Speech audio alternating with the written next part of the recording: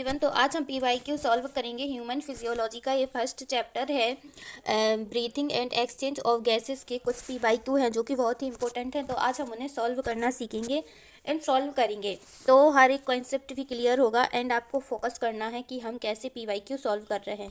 तो सबसे पहला क्वेश्चन है, the figures show a diagrammatic view of the human respiratory system with level ABCD। Select the option which give correct identification and main function and characteristic. तो इस question में आपको क्या करना है, ह्यूमन रेस्पिरेटरी सिस्टम के diagram को level ABCD और D सही पहचान और उनकी मेन फंक्शन या कैरेक्टर बतानी है। हर ऑप्शन को देखते हैं। तो इसमें फर्स्ट ऑप्शन है alveoli thin wall vascular bag like structure for exchange of gas.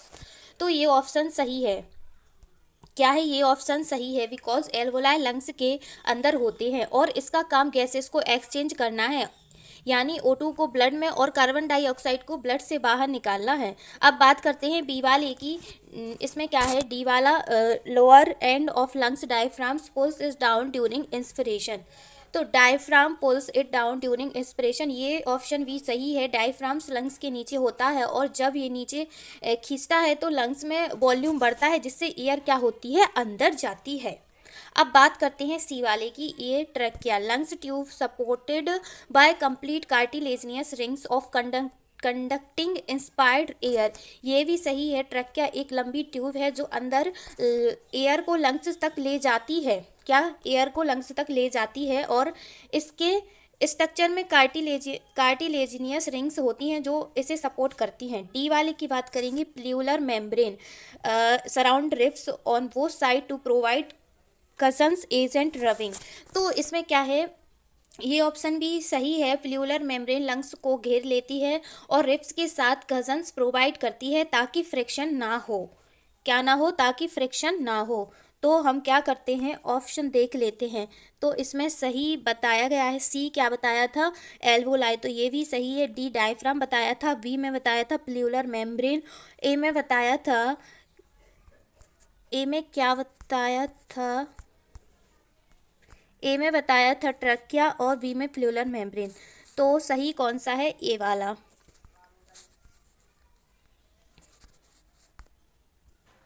अब बात करते हैं सेकंड वाले की। Lungs are enclosed in, lungs are enclosed in. तो इसमें हमें क्या बताना है, लंग्स के इनक्लोज के लिए ऑप्शन है पेरीओस्टियम, पेरिकॉन्ड्रियम, पेरिकार्डियम या फिर प्ल्यूलर मेम्ब्रेन। तो इसमें सही करेक्ट है D pleural membrane, because lungs को सराउंड करती है और इसे थोरेसिक कैविटी के अंदर रखती है। तो क्या होगा, प्ल्यूलर मेम्ब्रेन लंग्स की जो इनक्लोज होती है। थर्ड है skin is an accessory organ of respiration इन।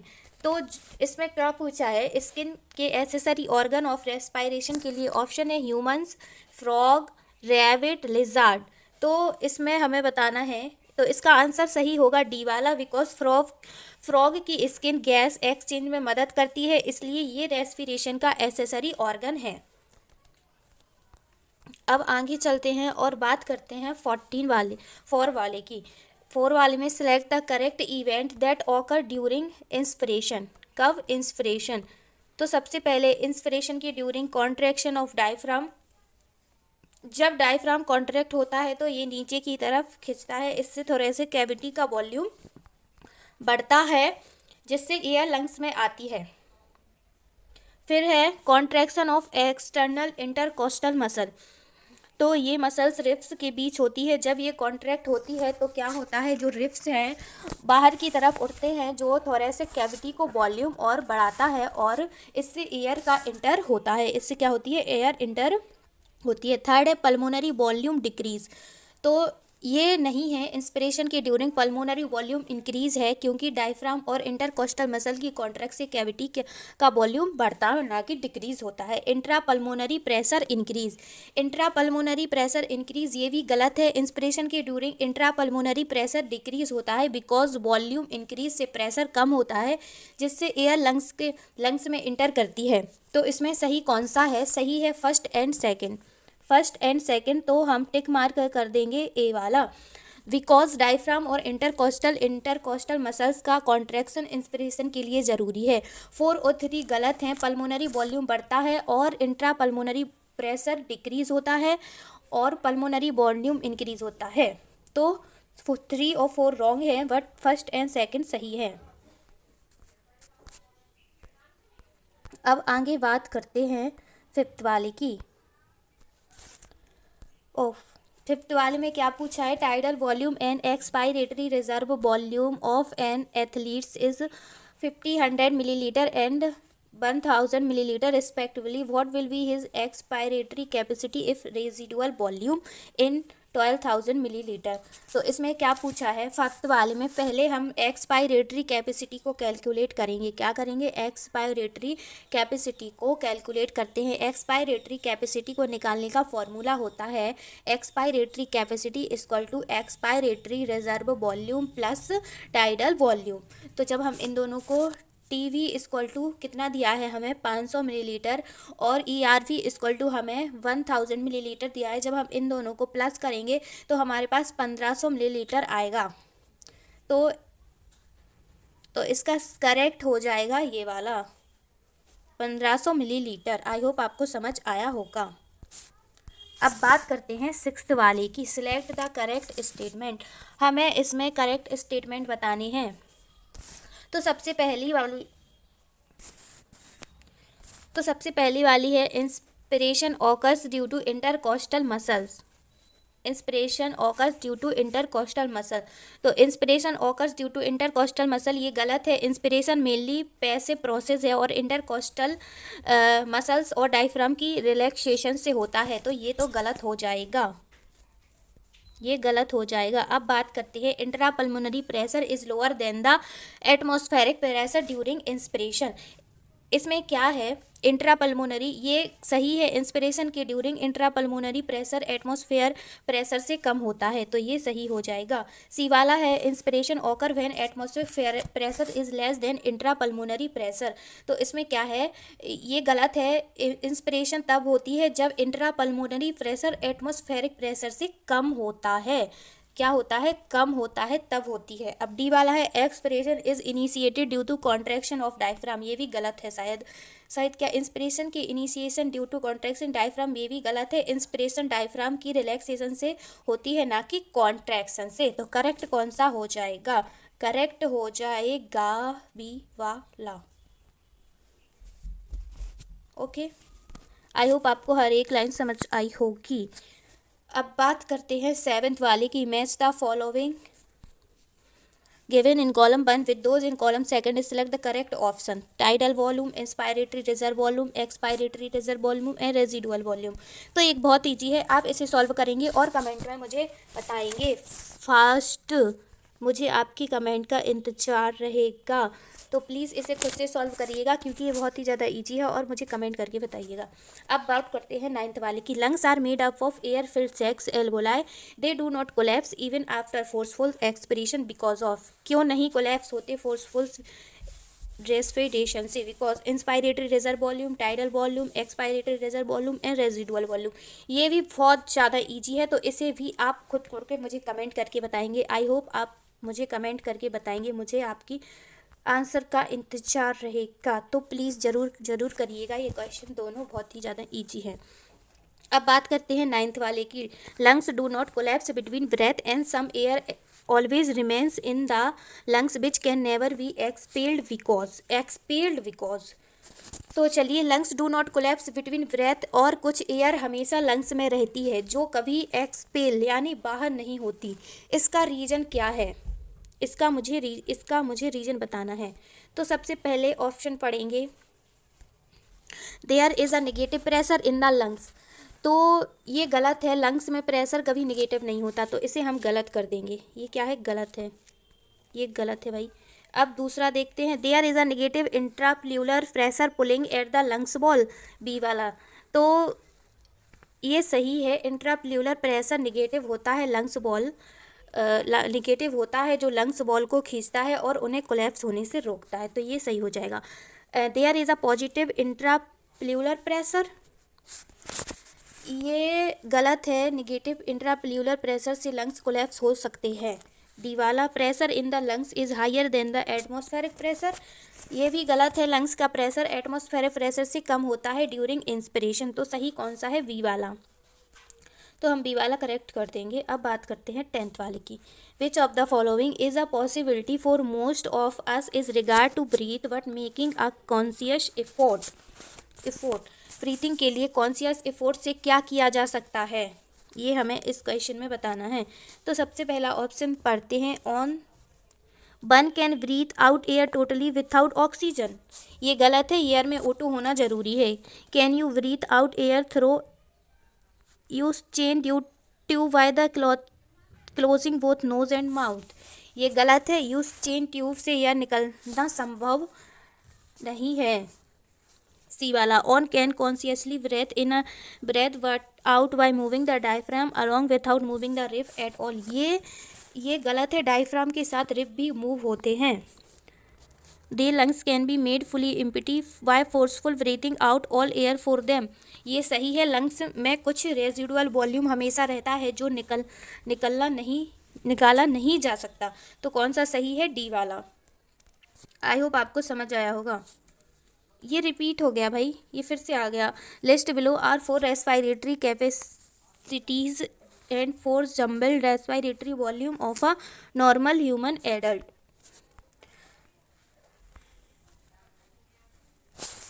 इसे सॉल्व करेंगे,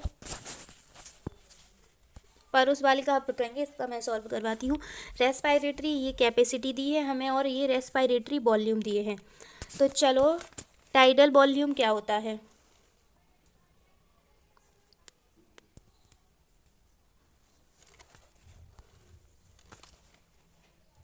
सॉल्व करेंगे हम इसे। रेजिडुअल वॉल्यूम हो जाएगा फर्स्ट, इंट्रा रिजर्व वॉल्यूम हो जाएगा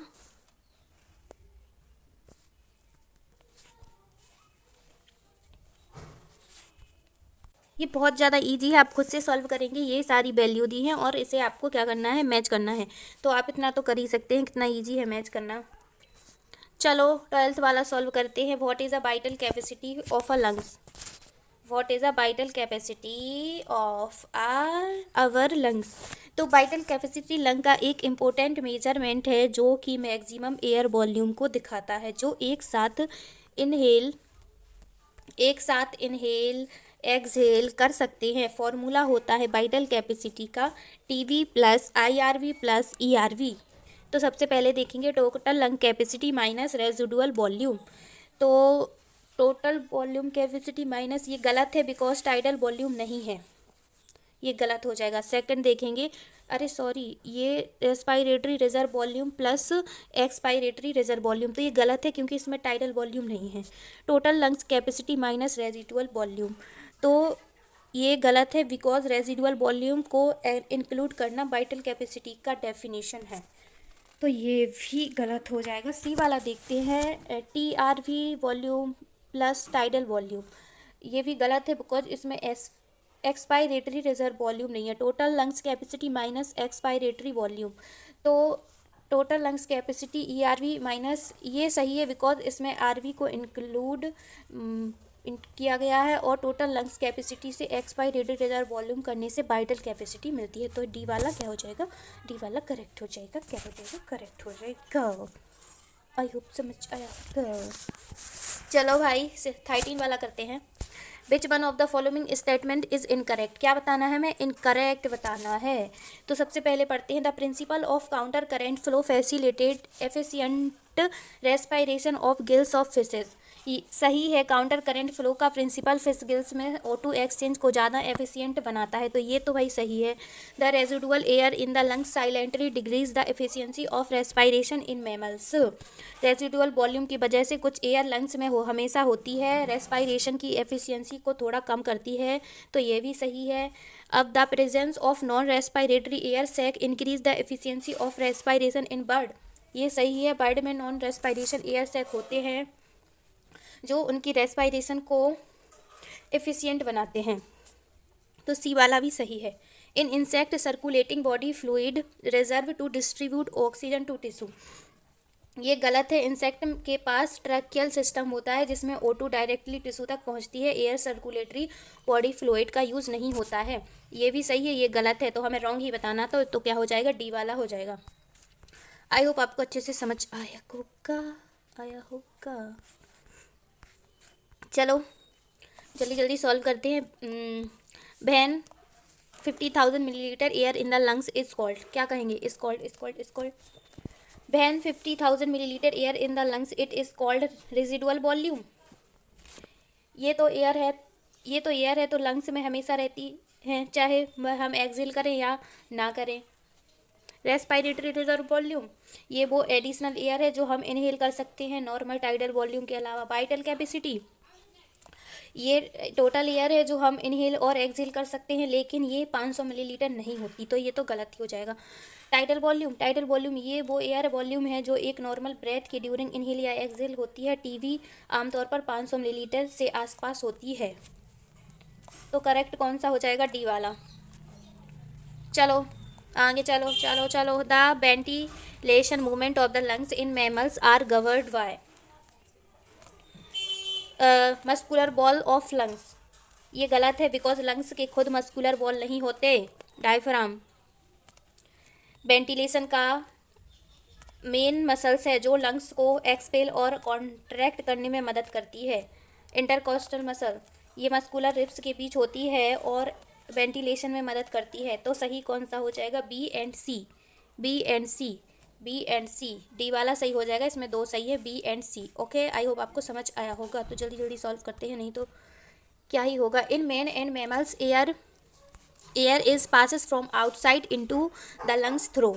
इन मेन एंड मैमल्स होते हैं जो passes from outside into the lungs through. तो मैमल्स और mammals air pass from outside into the lungs throw.